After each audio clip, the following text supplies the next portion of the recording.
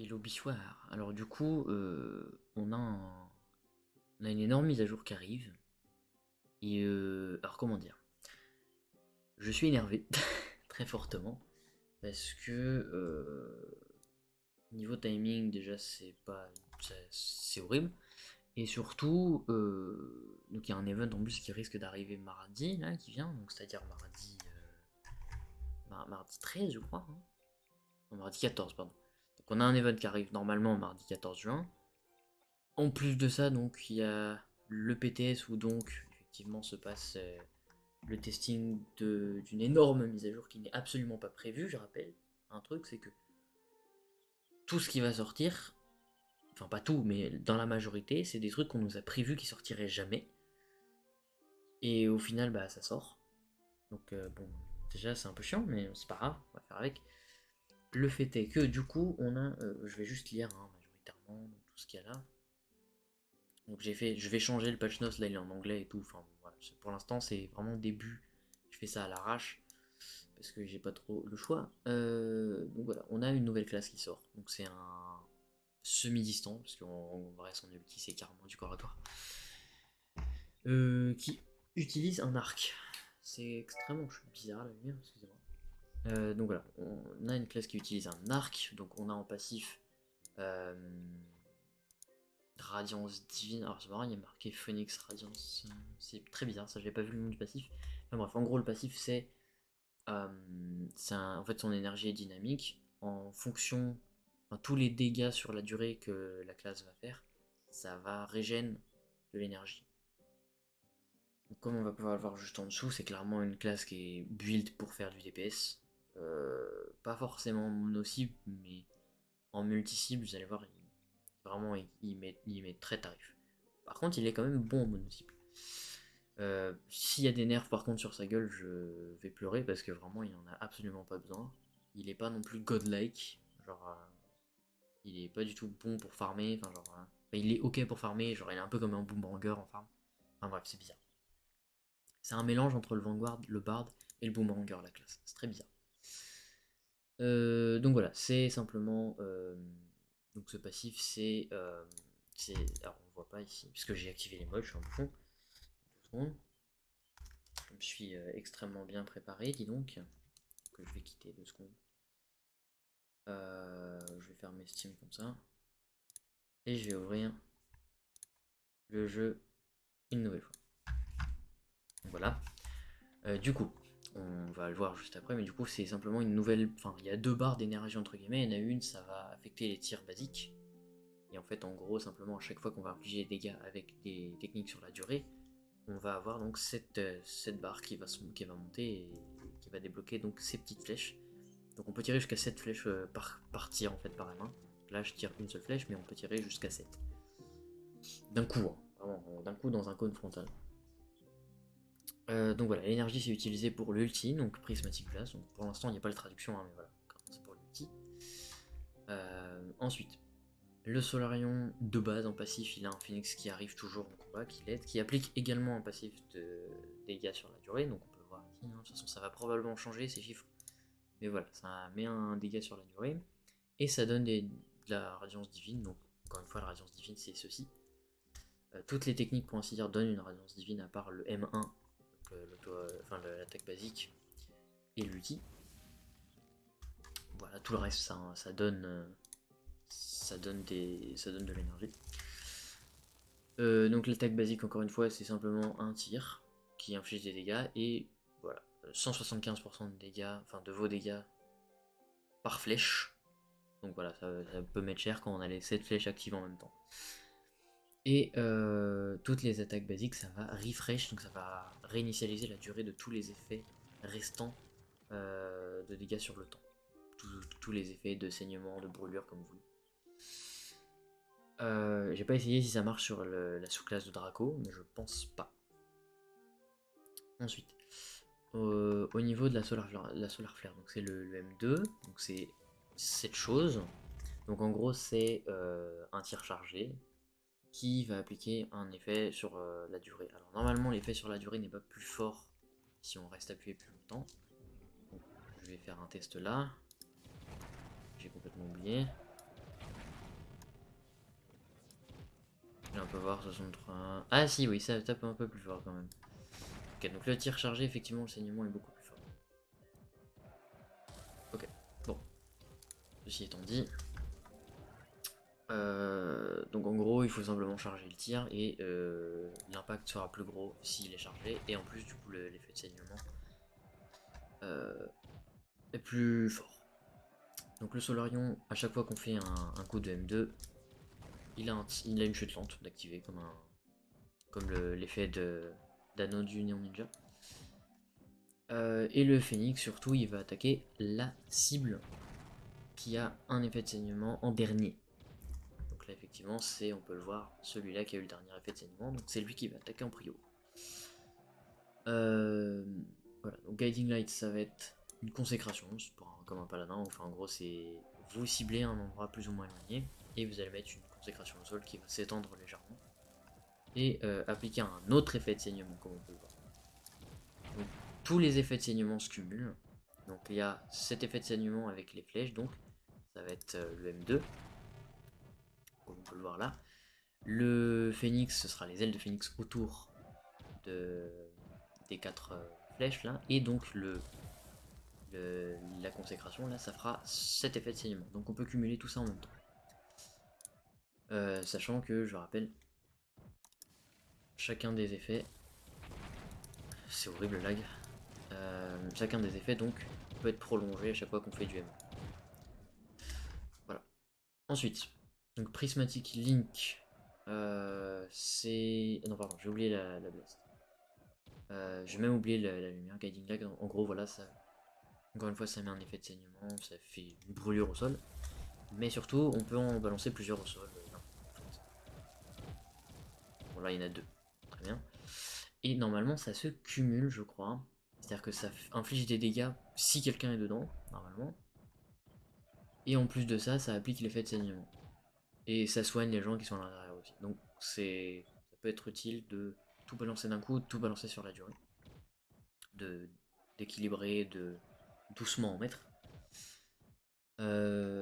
Ensuite, on a l'ulti, la prismatic blast, donc c'est simplement en fait de l'énergie qui va pulser autour de vous et qui va infliger des dégâts.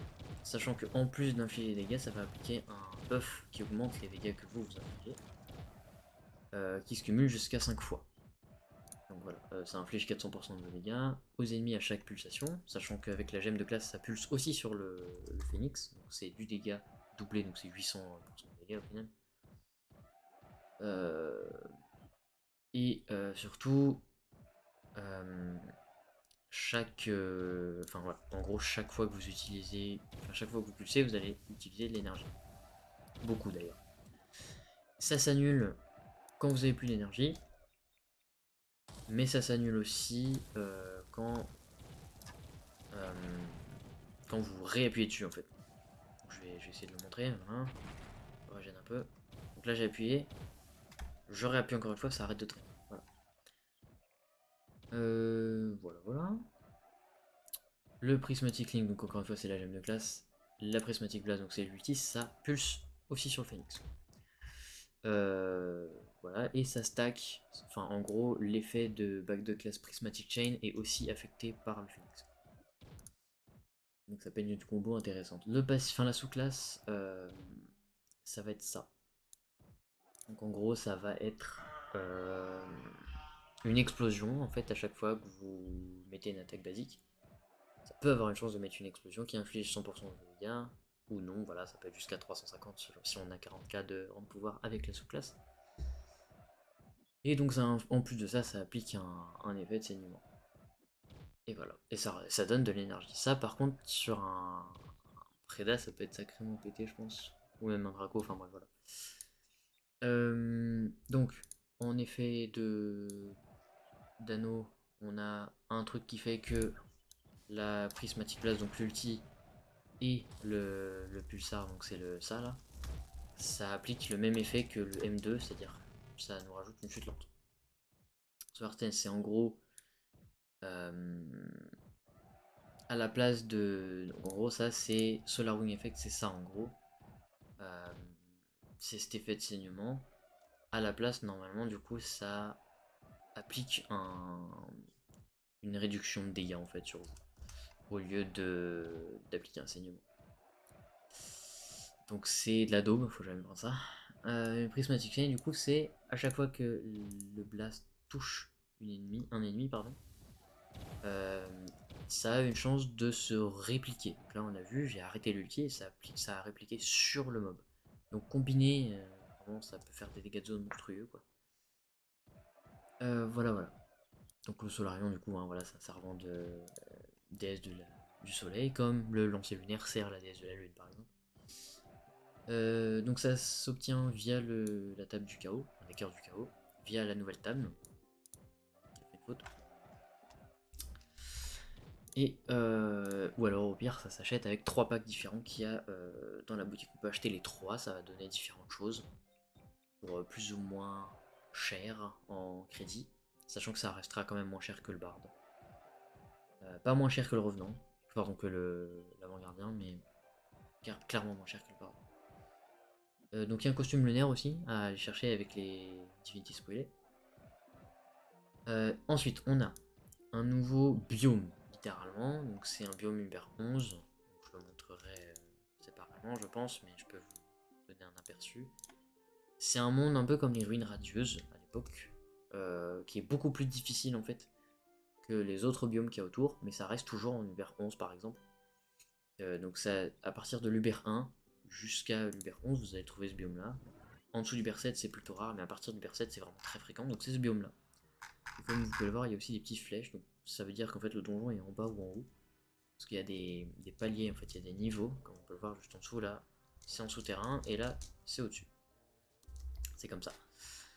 Euh, donc voilà, l'intérêt des flèches, c'est de montrer si le donjon est en l'air ou non. Hein. Donc l'intérêt que ce soit aussi dur que ça, donc vraiment, vous allez voir, c'est plutôt vénère, c'est que les gens se rassemblent en groupe et utilisent des consommables, donc des potions, des scrolls aussi, c'est un nouveau truc, pour être plus pété et être beaucoup plus fort. Et les scrolls sont vraiment vénères. Donc voilà, c'est pour rajouter un aspect MMO au RPG. Voilà. Donc il y a des ressources à trouver massivement, donc je ferai un truc à part pour la table parce qu'elle est vraiment complexe, elle est vraiment très très grande. Je referai une vidéo, je pense, parce que le truc est énorme. Donc voilà, on a des nouveaux types de mobs, c'est très intéressant pour le coup. Et on a des outposts différents, donc des avant-postes euh, plutôt intéressants avec des compos, des crafts différents. Ensuite, donc les scrolls, donc ça va être aux avant-postes, ça va être des bénédictions qu'on peut s'appliquer, donc qui peut réduire, enfin annuler le fait qu'on puisse pas voler, parce qu'effectivement on peut pas voler ici, on est descendu, donc là ces ailes là ça me descend pas, mais de manière générale on est descendu quand on essaie de voler dans cette zone, c'est-à-dire qu'on reste pas longtemps en l'air. On a un scroll physique et magique au niveau des dégâts, donc ça marche très bien. Et ensuite on a... Donc il y a des scrolls qui se stackent et d'autres non. Qui se cumulent en gros et d'autres non. Voilà. Et on a un truc divers, donc qui donne des sauts, bonus de trouvailles, de ressources, ça dépend. Il y en a plein. Hein. De 3 catégories différentes, donc bronze pour un jour, argent pour 2 jours et doré pour 3 jours.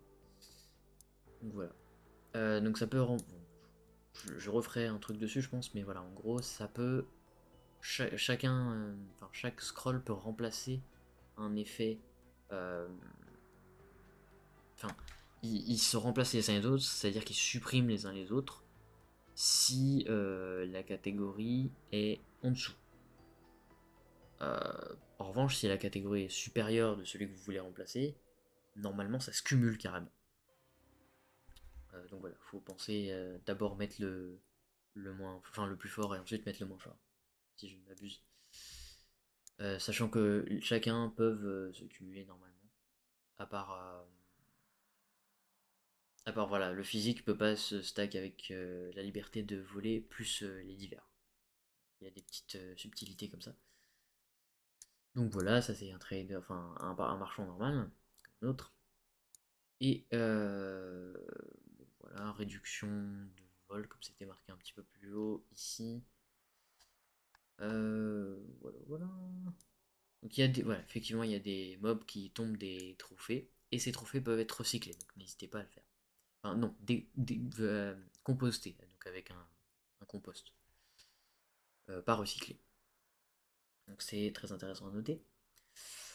Donc il y a un nouvel invader, donc on a là-bas, enfin on est habitué aux mecs qui tombent du ciel et qui sont ombrales, mais en fait maintenant, dans ce biome-là spécifiquement, il y a un invader qui est radieux, et bah, il y en a un qui tombe, qui va tomber donc des gemmes, enfin, des boîtes de gemmes et d'autres trucs. Écoute, je le vois pas tellement du coup, parce que ça lag j'imagine.